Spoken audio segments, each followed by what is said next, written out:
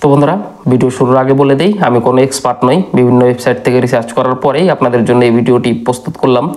তো যাই হোক, প্রত্যেক বছর আমাদের ভারতবর্ষে প্রায় 50,000-এরও বেশি মানুষ সাপে কেটে মারা যায়। এটি প্রায় সারা বিশ্বে যতগুলো লোক সাপে কেটে মারা যায় তার প্রায় অর্ধেক সমপরিমাণ। তো সবথেকে বেশি আমাদের ভারতেই সাপে কেটে লোকে মারা যায়। তো বন্ধুরা, ভারতে যতগুলো সাপ পাওয়া যায় তার মধ্যে 90% সাপই রয়েছে যারা কিন্তু নির্বিষ, মানে যাদের বিষ নেই, আর 10% সাপই এমন রয়েছে যাদের বিষ রয়েছে। তো বন্ধুরা, আমরা 4 নম্বরের যে সাপের কথা আলোচনা করব সেটা হচ্ছে ইন্ডিয়ান কোবরা। এটিকে বন্ধুরা আমরা অনেকেই লোকাল ভাষায় কেউ গোখরো, কেউ গমা, কেউ কিউটি এসব নামে পরিচিত। তো বন্ধুরা, এই সাপটি সাধারণত ফনা বিশিষ্ট সাপ। তো বন্ধুরা, এর যে সাইন্টিফিক নেম সেটা হচ্ছে নাজা। তো বন্ধুরা, এই সাপটি হচ্ছে ফনা বিশিষ্ট সাপ। যখনই শিকারী একে অ্যাটাক করতে যায়, অনেক সময় দেখবেন যে এই সাপটি তার ফনা উঁচিয়ে তোলে। সেক্ষেত্রে সে নিজেকে অনেকটা বড় আকারে বড় দেখানোর চেষ্টা করে যাতে শিকারী ভয় পায়। তো এই সাপের পেছনের দিকে দেখবেন যে চশমা আকৃতির একটি প্রিন্টের মতো রয়েছে। তো অনেক সময় এটিকে দেখলে মনে হয় যেন একটি চোখ। তো শিকারী যখন পেছন থেকে একে দেখে সেক্ষেত্রে বুঝতে পারে, তার মনে হয়, বিভ্রান্ত হয় যে হয়তো সে তার দিকে তাকিয়ে আছে। তো বন্ধুরা, প্রকৃতি এটি খুব সুন্দরভাবে এই সাপটিকে গিফট করেছে। তো যাই হোক বন্ধুরা, এই সাপটির মধ্যে যে বিষটি রয়েছে সেটি হচ্ছে প্রাকৃতিক নিউরোটক্সিন। খুবই ভয়ঙ্কর একটি বিষ। যখন এটি কাউকে বাইট করে সেক্ষেত্রে বন্ধুরা, যদি কোনো চিকিৎসা না হয় সেক্ষেত্রে 30 থেকে 60 মিনিটের মধ্যেই একটি সুস্থ স্বাভাবিক মানুষের মৃত্যু ঘটতে পারে। তো এই সাপটি যখনই কাউকে বাইট করে সেক্ষেত্রে প্রাকৃতিক নিউরোটক্সিনের কারণে শরীরের নার্ভ সিস্টেমে প্রচণ্ড পরিমাণে ক্ষতি করে এবং শ্বাসপেশিগুলো কিন্তু প্রচণ্ড পরিমাণে প্রভাবিত হয়। পেটে ব্যথা, বমি বমি ভাব, মাথা ঘোরা বা শ্বাসকষ্ট। তো পরবর্তীতে কিন্তু বন্ধুরা মৃত্যু হয়।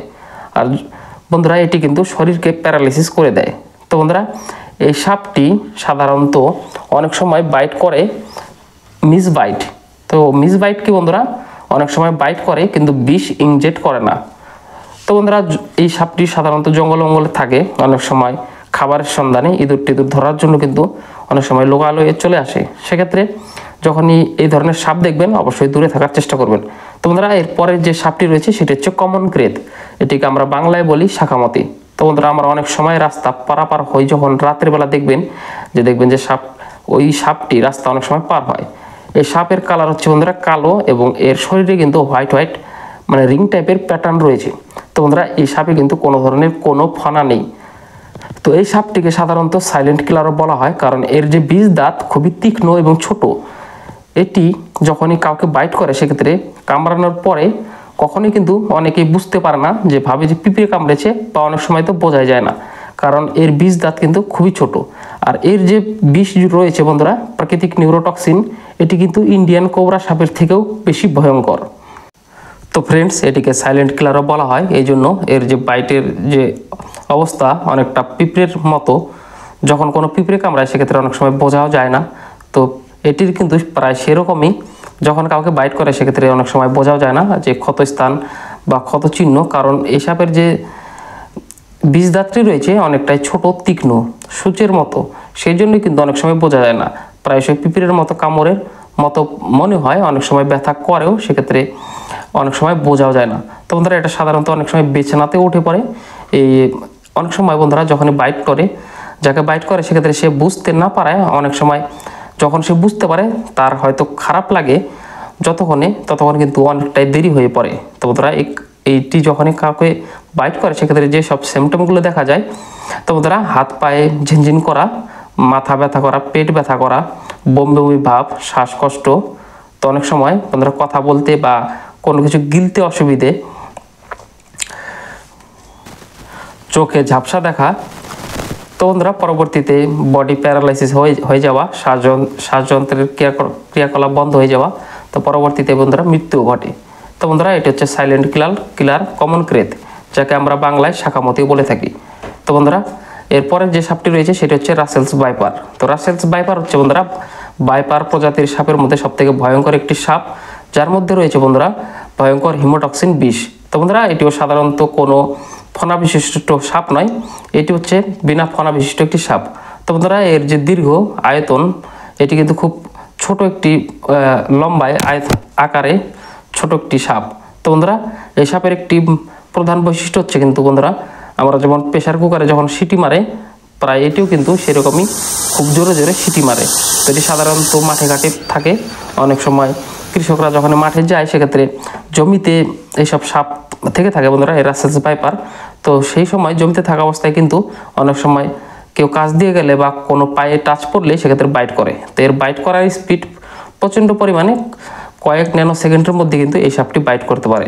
তো বন্ধুরা এই সাপে রয়েছে এই রাসেলস ভাইপার, যাকে বাংলায় বলা হয় চন্দ্রবোরা। এই চন্দ্রবোরা সাপে কিন্তু বন্ধুরা ভয়ঙ্কর হিমোটক্সিন বিষ রয়েছে।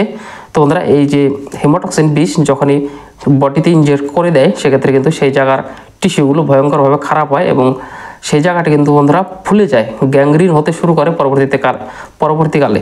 তো বন্ধুরা পচে যেতে শুরু করে। তো এটি কিন্তু বন্ধুরা এই সাপের যখনই বিষ আমাদের শরীরে ইনজেক্ট হয় সেক্ষেত্রে আমাদের বডির ভিতরে যেসব অর্গানগুলো রয়েছে সেগুলো কিন্তু ড্যামেজ হতে শুরু করে। সাধারণত মেন করে বন্ধুরা প্রধানত যেই অর্গানটি ড্যামেজ হয় সেটি হচ্ছে আমাদের কিডনি। যখনই রাসেলস ভাইপার বা চন্দ্রবোরা কাউকে বাইট করে সেক্ষেত্রে কিন্তু চিকিৎসার যদি দেরি হয় সেক্ষেত্রে কিন্তু তার কিডনি খুব খারাপভাবে ড্যামেজ হতে পারে। তো বন্ধুরা এটা হচ্ছে রাসেলস ভাইপার। যখন এই রাসেলস ভাইপার কাউকে বাইট করে সেক্ষেত্রে কিন্তু দীর্ঘদিন হসপিটালে অ্যাডমিট হতে থাকতে পারে, কারণ এই সাপের বাইটের পরে কিন্তু দীর্ঘদিন পর্যন্ত কিন্তু মৃত্যুর চান্স রয়েছে। তো বন্ধুরা এটা হচ্ছে ভয়ঙ্কর রাসেলস ভাইপার।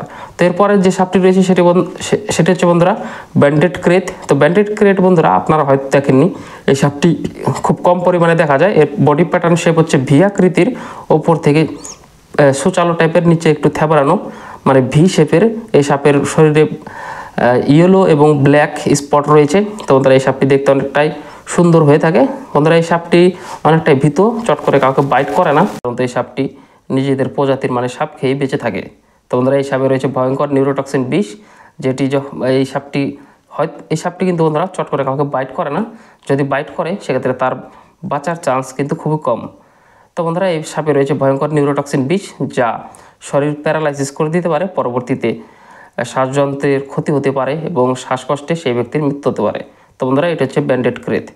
তো বন্ধুরা ভিডিওটি এখানে শেষ করব। আর শেষ করার আগে বলবো, যখনই কাউকে সাপে কামড়াবে সেক্ষেত্রে ওঝা মোজার চক্করে থাকবেন না, অবশ্যই হসপিটালে নিয়ে যাবেন এবং হসপিটালে তাকে অ্যাডমিট করবেন।